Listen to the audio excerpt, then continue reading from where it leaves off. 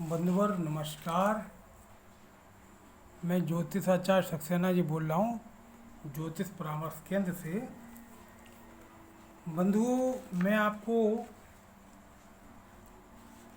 पत्नी किस स्वभाव की मिलेगी इसके बारे में आपको बताऊंगा, क्योंकि आपके पास जो कुंडली है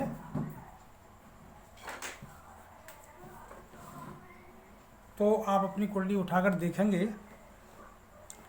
ये पहला घर होता है, ये सातवां घर होता है पत्नी का। ये आपका स्वयं का घर है, ये पत्नी का घर है। इसमें 1 से लेकर के 12 नंबर तक कोई भी नंबर आपका डला हो, 1 2 3 4 5 6 7 8, इस घर को देखेंगे आप। इस घर में जो भी नंबर डला होगा उसके स्वभाव के अनुसार ही आपकी पत्नी का स्वभाव होगा। 1 नंबर डला है तो मंगल इसका स्वामी है, तो मंगल के बारे में बताएंगे, उसी हिसाब से उसका स्वभाव होगा। 2 नंबर डला है तो 2 के हिसाब से स्वभाव होगा। बंधुवर, 1 नंबर जो होता है उसका स्वामी मंगल होता है। अगर आपकी कुंडली में 1 नंबर यहाँ डला है, इस नंबर में 1 नंबर डला है, तो पत्नी आपकी थोड़ी गुस्सैल प्रवृत्ति की होगी, क्योंकि मंगल गुस्सैल प्रवृत्ति का होता है। और अगर 2 नंबर डला हुआ है तो पत्नी आपकी सौम्य, हंसमुख और सुंदर होगी, पूर्ण सुख देगी आपको। 3 नंबर अगर डला है तो भी पत्नी हंसमुख होगी, चंचल होगी, बुद्धिमान होगी, सुंदर होगी और घर परिवार को लेकर चलेगी। अगर 4 नंबर डला है तो भी पत्नी सुंदर होगी, सौम्य स्वभाव होगी, गुस्सा नहीं आएगा उसको, नरम स्वभाव की होगी, घर परिवार आपका अच्छा चलेगा। अब अगर ये इसमें 5 नंबर डला है तो पत्नी गुस्सैल होगी, क्योंकि 5 नंबर का स्वामी सूर्य होता है, तो थोड़ी सी गुस्सैल होगी और आपसे थोड़ी अनमन रहेगी। अगर 6 नंबर डला है तो स्वभाव उसका अच्छा होगा, मिलनसार होगी, हंसमुख होगी, घर परिवार को लेके चलेगी। और अगर 7 नंबर डला है तो भी अच्छी स्वभाव की होगी, हंसमुख होगी, मिलनसार होगी, आपको पूरा सुख देगी, घर परिवार को लेके चलेगी। अगर 8 नंबर डला है तो वो गुस्सैल होगी, क्योंकि मंगल की राशि हो जाती है। 9 नंबर डला है तो गुरु की राशि हो गई। 9 नंबर अगर डला है 7वें घर में तो आपकी पत्नी बहुत अच्छी नेचर की होगी, धार्मिक होगी, पूजा पाठ करने वाली भी होगी, घर परिवार को लेके भी चलेगी। 10 नंबर अगर डला है तो शनि का नंबर हो गया, तो पत्नी बहुत क्रूर प्रवृत्ति की हो सकती है, निर्दयी हो सकती है, गुस्सैल होगी, अपनी बात आपसे मनवा के रहेगी। ये आप मान के चलिए अगर 10 नंबर डला है तो। 11 नंबर डला है तो भी ये शनि की राशि हो गई, तो भी क्रूर स्वभाव की होगी, निर्दयी टाइप की होगी, जिद्दी होगी और आपसे अपनी बात बनवा के रहेगी। अगर 12 नंबर डला है तो पत्नी धार्मिक प्रवृत्ति की होगी, अच्छा स्वभाव होगा, घर परिवार को लेकर चलेगी, पूजा पाठ करने वाली होगी। तो बंधु जैसा नंबर डला होता उसके अनुसार ही पत्नी होती है। यानी कि 1 नंबर डला है तो उसका स्वामी आपकी पत्नी का मालिक मंगल हुआ। 2 नंबर डला है तो आपका पत्नी का मालिक शुक्र हुआ। 3 नंबर डला है तो आपका पत्नी के मालिक बुध हुआ। 4 नंबर डला है तो आपकी पत्नी के मालिक चंद्रमा हुआ। 5 नंबर डला है तो आपकी पत्नी का मालिक सूर्य हुआ। 6 नंबर डला है तो आपकी पत्नी के मालिक बुध हुआ। 7 नंबर डला है तो पत्नी के मालिक शुक्र हुआ। 8 नंबर डला है तो पत्नी का मालिक मंगल हुआ। और 9 नंबर डला है तो पत्नी के मालिक गुरु हुआ। 10 नंबर डला है तो पत्नी के मालिक शनि हुआ। और 11 नंबर डला है तो पत्नी के मालिक शनि हुआ, क्योंकि शनि की 2 राशि है 10 और 11। और 12 नंबर डला है तो भी पत्नी के मालिक गुरु हुआ, क्योंकि गुरु की भी 2 राशि हैं 9 और 12। बुध की राशि भी 2 होती हैं और गुरु की और शनि की 2 राशियाँ होती हैं। तो जिस ग्रह जो नंबर डला है उसी ग्रह से संबंधित अपनी पत्नी का स्वभाव होता है। क्योंकि जो नंबर डला है वही आपकी पत्नी का मालिक, वही आपको पत्नी प्रदान करेगा, उसी के अनुरूप ही आपको पत्नी मिलती है। अब मैं आपको ये बताता हूँ, अगर यहाँ एक नंबर डला है और इसका मालिक मंगल अगर यहाँ बैठा है तो पत्नी आपसे दबके रहेगी। लेकिन अगर इस नंबर का मालिक यहाँ बैठा है तो आप पति से दब जाएंगे, पत्नी से, वो आपको दबा लेगी।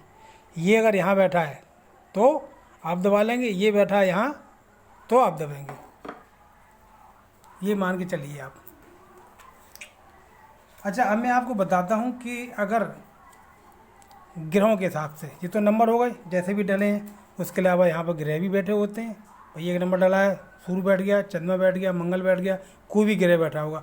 तो मैं क्रम से आपको बताता हूँ, अगर एक नंबर आपका कुंडली में डला या जो भी नंबर डला हो क्रम से, मान लो 12 डला है, 11 डला है, 10 डला, तो जो भी डला हो उसके अलावा अगर यहाँ सूर्य बैठा है तो वो क्या देगा, पत्नी में क्या फ़र्क आ जाएगा। सूर्य अगर यहाँ बैठा है तो एक तो जातक स्वयं कुटिल प्रभाव का होता है, क्रोधी होता है, कामाशक्त रहता है, वैवाहिक जीवन में न्यूनता रहती है और स्त्रियों को तिरस्कार की भावना से देखता है। ऐसे जातक की लाल आँखें होती है, बाल भूरे रंग के होते हैं। ऐसा जातक अधिक बोलने वाला, चतुर, बात में विजय प्राप्त करने वाला होता है। पत्नी अच्छे कुल की एवं अभिमानी मिलती है, घमंडी। पति पत्नी दोनों ही अभिमानी होने से दाम्पत्य जीवन में सुख प्राप्त नहीं होता है।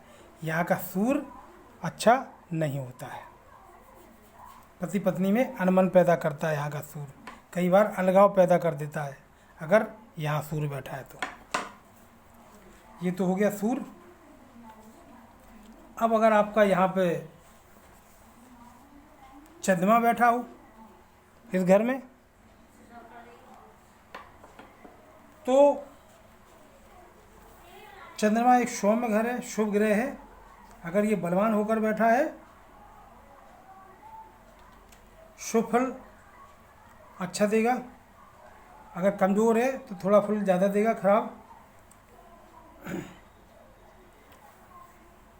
सप्तम में स्थित चंद्रमा एक तो व्यापार का लाभ देता है, दैनिक उपयोग की वस्तुओं का व्यापार कराता है, ट्रांसपोर्ट के उद्योग में जातक की प्रगति कराता है, वह अधिक कामातुर होता है।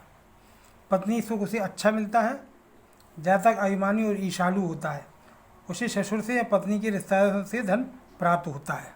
अगर चंद्रमा यहाँ बैठा है तो आपको ससुर से या साले संबंधियों से, आपको रिश्तेदारों से धन प्राप्त होगा।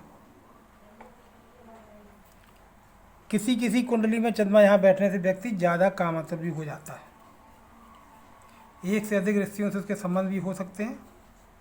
ये जरूरी नहीं है, हो भी सकते हैं, अलग अलग कंडीशन है। अगर चंद्र सुख दोनों साथ में है तो संबंध जरूर होंगे। अब मैं बंधु आपको मंगल के बारे में बताता हूँ। यहाँ अगर मंगल बैठा है इस घर में तो क्या फल होंगे।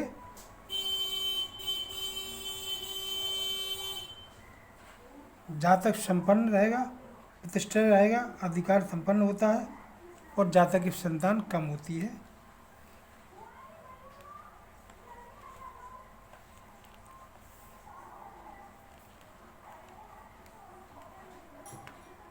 पत्नी गुस्सैल मिलेगी क्योंकि मंगल यहाँ मारक भी होता है। विवाह विलंब से होना, विवाह न होना, वैवाहिक जीवन सुखपूर्ण न होना, तलाक होना, एक से अधिक विवाह होना आदि फल सप्तम स्थान में मंगल होने पर होते हैं, क्योंकि व्यक्ति मंगली बन जाता है। ये फल मंगल के वो कितना बलवान है उसके आधार पर निश्चित करते हैं। कई बार तो सप्तम का मंगल विवाह ही नहीं करने देता,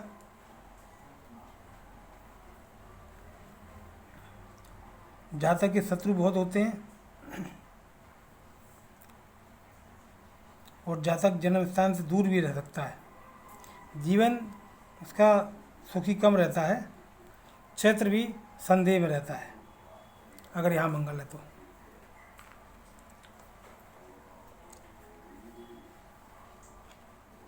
अब मैं बुध के बारे में बताता हूँ। 7वें में अगर बुध है, बुध एक अच्छा ग्रह है, शुभ ग्रह है। पत्नी सुंदर मिलेगी, संपन्न घराने की मिलेगी, सुशील स्वभाव की मिलेगी।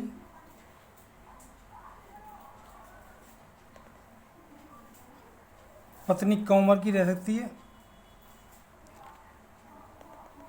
और पति पत्नी की उम्र में अंतर भी ज़्यादा हो सकता है। पत्नी शामली हो सकती है। माता पिता का सुख मिल सकता है अच्छा। व्यापार में लाभ होता है। 24वें वर्ष में भाग्योदय हो सकता है। पत्नी का आज्ञाकारी होता है ऐसा जातक, पत्नी के साथ चलता है। अच्छे बुरे की समझ कम होती है।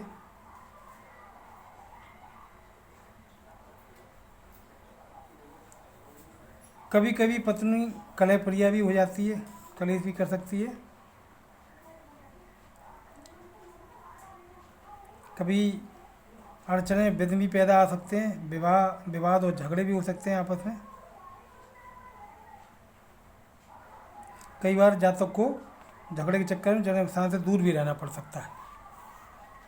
वो उसके अंदर के आधार पर पता चलेगा कि बुध आपका कितना कम या ज़्यादा अंश पे है। बंधु, अब मैं बृहस्पति के बारे में बताता हूँ कि अगर यहाँ बृहस्पति आपका बैठा है यानी गुरु आपका बैठा है तो वो क्या फल करेगा। गुरु एक शुभ ग्रह, अच्छा ग्रह है। ऐसा जातक भाग्यवान होता है, दयालु होता है, दानशील होता है, विद्वान, प्रतिष्ठित, उत्तम वक्ता होता है। जातक लेखक या कवि बनता है। गोरी और सुंदर पत्नी प्राप्त करता है और जातक अपने पिता से श्रेष्ठ रहता है। अपने पिता से ज़्यादा बुद्धिमान, पढ़ा लिखा भी हो सकता है अगर गुरु 7वें घर में बैठा है। पत्नी तो अच्छी मिलेगी ही, धार्मिक पूजा पाठ वाली मिलेगी, घर को लेकर चलेगी।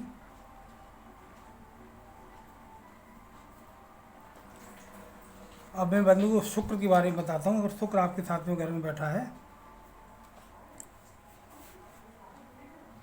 ऐसा व्यक्ति अधिक कामातुर होता है।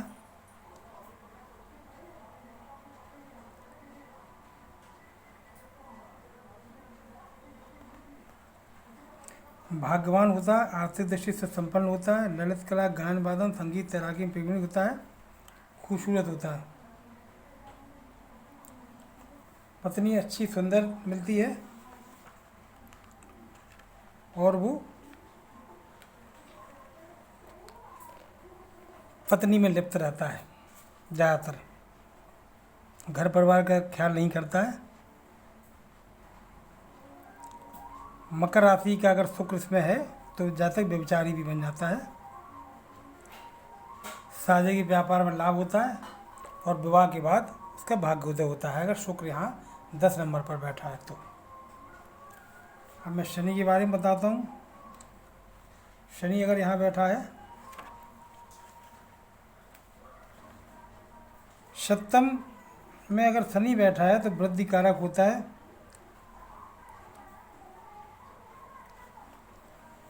वैसे शनि यहाँ पर बैठता है तो वैवाहिक जीवन के लिए अशुभ होता है, अच्छा नहीं माना जाता, क्योंकि पति पत्नी के साथ भिन्नता रहती है, विचार मैच कम होते हैं, शादी भी देर में होती है।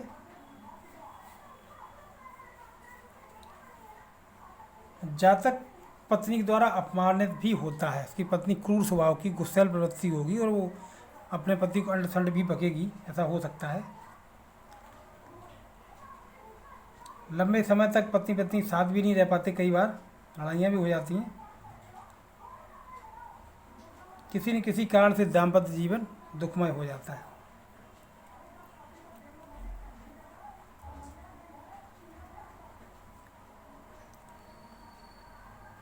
मकर या कुंभ राशि का शनि अगर सप्तम में है तो जातक का चैत्र ठीक नहीं रहता। शनि होने से विवाह भी देर में होता है, विवाह में कई बार अड़चनें आती हैं, विलम्ब होता है। जातक स्वयं नास्तिक, निर्दयी, हिंसक और गंदा रहता है।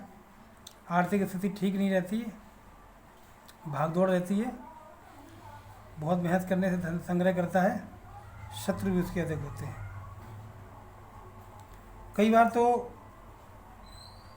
अगर इसी कुंडली में शनि भी बैठा हो तो काफ़ी उम्र होने के बाद ही विवाह हो पाता, काफ़ी लेट विवाह हो सकता है 40 या 38 के आसपास विवाह हो, या कई बार विधुर व्यक्ति से भी विवाह हो सकता है, स्त्री का या पुरुष का। बंधुओं, ये शनि का हो गया। शनि अगर सप्तम स्थान में है तो अब मैं राहु के बारे में बताता हूँ। अगर राहु 7वें घर में बैठा है, आपके नंबर कोई भी डला हो, अगर राहु यहाँ बैठा है तो पत्नी कैसी मिलेगी। राहु अगर सप्तम होता है, जातक अभिमानी और कामातुर रहता है। पत्नी के अलावा व्यभिचारी बन सकता है। पत्नी रोगी, क्रोधी, झगड़ालू, चैत्रहीन, कुटिल, षड्यंत्री हो सकती है। पत्नी अल्पायु भी हो सकती है। जातक को सुख पूर्ण नहीं मिलता है। विवाह एक से अधिक भी हो सकते हैं। शुभ अगर राहु है तो एक ही विवाह होगा, अन्यथा पत्नी की मृत्यु के पश्चात दूसरा विवाह भी हो सकता है। दूसरी पत्नी भी अच्छी मिले ये कोई ज़रूरी नहीं है। कुल मिलाकर वैवाहिक जीवन में सुख प्राप्त कम होता है। जातक को साझेदारी के व्यापार में भी घाटा होता है। 7वें में अगर राहु होता है तो जातक लंबाई भी कम रहती है, वो ठिकना होता है।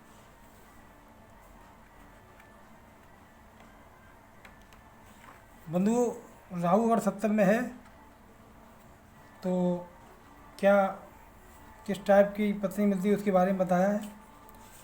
इसी तरीके की पत्नी अगर केतु इस घर में है तो जो मैंने फल राहु के बताए हैं वही फल केतु में भी आएंगे। तो बंधुओं, आज मैंने आपको नवग्रहों के बारे में बताया, पत्नी के बारे में बताया, पत्नी किस स्वभाव की मिलती है, कौन से ग्रह बैठे होते हैं। इसके अलावा कई बार इस घर में सूर्य, चंद्र, मंगल, बुध 4 ग्रह या 5 ग्रह भी बैठे होते हैं तो फल थोड़ा सा डिवाइडेड हो जाता है। ज़रूरी नहीं सारे फल मैंने यहाँ बता दिए तो वही हो गए। अगर यहाँ राहु बैठा हो, साथ में गुरु भी बैठा है तो फल दूसरे हो जाएंगे। तो पत्नी का स्वभाव भी बदल जाएगा कि वो गुरु बैठा है और राहु बैठा है तो गुरु को भी चलेगी, पत्नी धार्मिक भी हो सकती है। लेकिन अकेला राहु अगर यहाँ बैठा है तो जो मैंने फल बताए वही होंगे। ऐसे ही सूर्य के साथ चंद्रमा बैठा हो या बुध बैठा हो या शुक्र बैठा हो तो तीनों मिलकर अपना असर दिखाएंगे। एक ग्रह के बैठने से मैंने फल बताए हैं, अगर 2 या 3 ग्रह बैठते होंगे तो उसका फल अलग होता है। इस घर में 4 ग्रह बैठे होंगे तो 4 तरह के फल होंगे उसमें। इसी तरीके से आप समझिएगा।